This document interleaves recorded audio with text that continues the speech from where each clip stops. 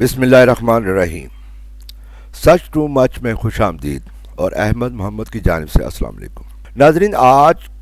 کی ویڈیو میں آپ کو پاکستان کی تاریخ کے ایک ایسے چیپٹر کے بارے میں بتانے جا رہا ہوں جسے سن کر آپ کو حیرت بھی ہوگی اور آپ کو اپنے پاکستانی ہونے پر کس قدر فخر بھی محسوس ہوگا۔ ناظرین، یہ خبر دنیا کی سب سے پہلی، سب سے بڑی اور سب سے وسیع ترین نیٹ ورک والی ہیلی کاپٹر سروس کے بارے میں ہے۔ یہ جان کر آپ کو مزید حیرت ہوگی کہ یہ ہیلی کاپٹر سروس جو پاکستان میں شروع کی گئی اور پاکستان میں بھی اس وقت کے سب سے پسماندہ علاقہ سمجھے جانے والے مشرقی پاکستان میں شروع کی گئی۔ اس ہیلی کاپٹر سروس کو شروع کرنے کا مقصد یہ تھا کہ دنیا بھر کے جو صنعت کار تھے یا انڈسٹریلسٹ تھے اور پاکستانی انڈسٹریلسٹ جو کہ مغربی پاکستان سے زیادہ تعلق رکھتے تھے، ان کو مشرقی پاکستان میں زیادہ سے زیادہ صنعتیں یا انڈسٹریز قائم کرنے کے لیے زیادہ سے زیادہ ان کو موقع دیا جا سکے۔ اس ہیلی کاپٹر سروس کا مقصد یہ تھا کہ کوئی بھی صنعت کار، کوئی بھی انڈسٹریلسٹ وہ اپنی صنعتیں قائم کرنے کے لیے مشرقی پاکستان کے کسی بھی علاقے میں بغیر کسی رکاوٹ کے آ جا سکے۔ ناظرین، جن لوگوں کو پتہ نہیں ہے وہ ان کے میں علم میں اضافے کے لیے بتانا چاہ رہا ہوں کہ مشرقی پاکستان وہاں پر بہت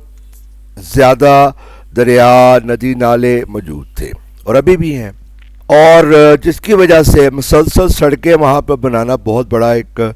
مشکل کام سمجھا جاتا ہے، اور ریلوے کا جو نیٹ ورک ہے وہ بھی مسلسل نیٹ ورک نہیں ہے۔ اس میں ہوتا یہ ہے کہ ریلوے ٹرین ایک جگہ سے دوسری جگہ جائے گی، وہاں پہ مسافروں کو آف لوڈ کیا جائے گا، آگے کشتیوں میں یا سٹیمرز ہوتے ہیں ان میں لوگ سوار ہوتے ہیں، پھر آگے جا کے پھر آگے ٹرین کھڑی ہوگی، پھر وہاں سے دوبارہ لوگ ٹرین میں سوار ہوں گے، اس طرح آگے جائیں گے۔ اس طرح یہ بات کئی دفعہ کرنی پڑتی ہے اور اس سارے کام میں بہت زیادہ ٹائم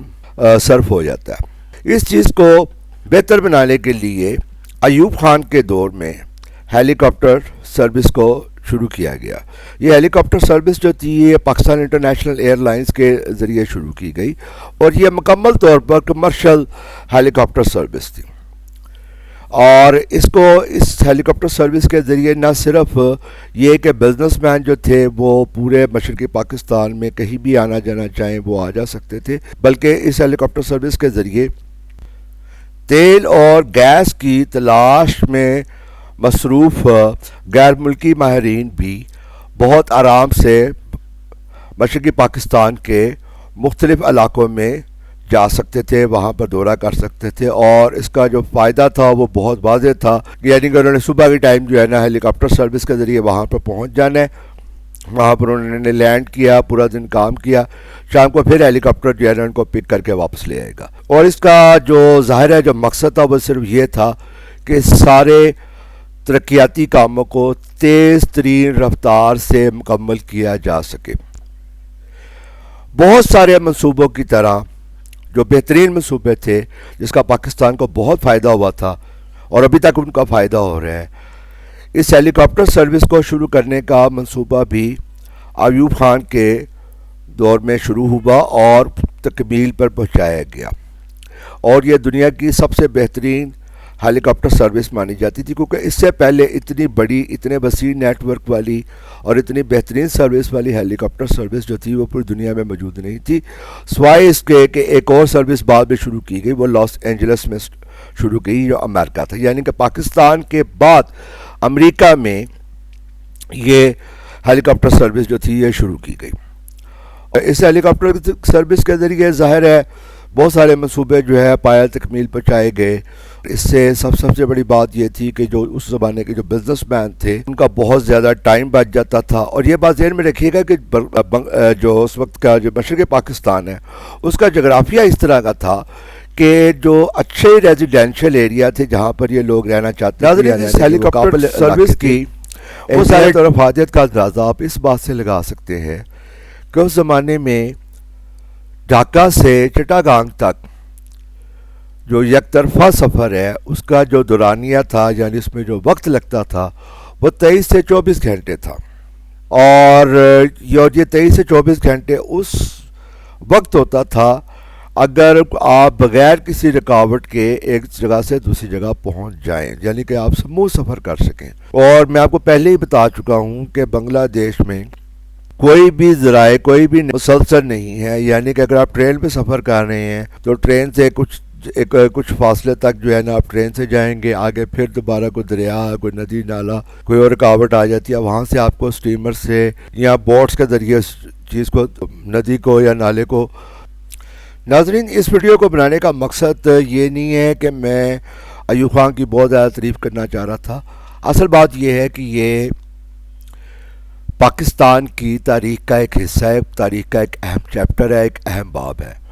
اور ہمیں اس کے بارے میں پتہ ہونا چاہیے تھا۔ اور میں پورے دعوے سے کہہ سکتا ہوں کہ میرے خیال میں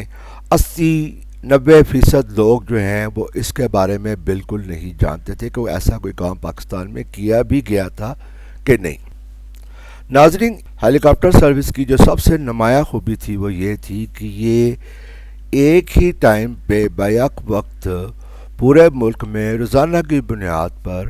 ہر منزل پر اپنی پروازیں چلا رہی تھی۔ اور یہاں پر آپ دیکھیے گا کہ یہاں کا مشرقی پاکستان کا نقشہ ہے، اس میں دیکھیں گے اس کا جو سٹرل جو تھی، اس کی پوزیشن تھی وہ ڈھاکہ تھی، اور ڈھاکہ سے جو پروازیں جاتی تھی وہ ڈھاکہ سے شمال میں سراج گنج، بوگرا، اسی طرح مغرب میں ڈھاکہ سے فرید پور اور کشتیہ، اور اسی طرح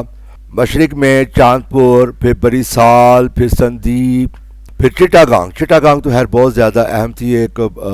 پورٹ تھی، اور پاکستان کی جو کراچی کی پورٹ ہے اس کو بعد میں ترقی دی گئی تھی زیادہ، پہلے جو ہے نا چٹاگانگ کی پورٹ کو ترقی دی گئی تھی۔ پھر یہ کھلنا اور پھر چالنا، یہ سارے علاقے تھے، یہاں پر یہ ہیلی کاپٹر سروس جو ہے یہ اپنی خدمات مہیا کر رہی تھی، اور بہت کامیاب ہیلی کاپٹر اور منافع بخش بھی تھی۔ ایوب خان کے دور میں کوئی بھی سرکاری ادارہ ایسا نہیں تھا جو گھاٹے میں جا رہا ہو یا نقصان کر رہا ہو، وہ نہ خود کھاتا تھا اور نہ ہی کسی کو کھانے دیتا تھا۔ جس کا فائدہ تھا وہ یہ تھا کہ پاکستان کے جتنے بھی قومی ادارے ہیں وہ انتہائی منافع بخش کاروبار کر رہے تھے، اور آپ کو شاید پتہ ہو کہ پی آئی اے جو ہے وہ دنیا کی بہترین ایئر لائن مانی جاتی تھی۔ بہرحال میرا مقصد تھا کہ آپ کو ایک طریق کے ایک اہم باب کے بارے میں بتانا جو پاکستان سے متعلق ہے، اور پاکستانی کس قدر اس پہ فخر بھی کر سکتے ہیں، اور آپ کو یہ معلوم ہونا چاہیے تھا۔ اور ناظرین، آج کے لیے بس اتنا ہی۔ پاکستان زندہ باد، اللہ حافظ۔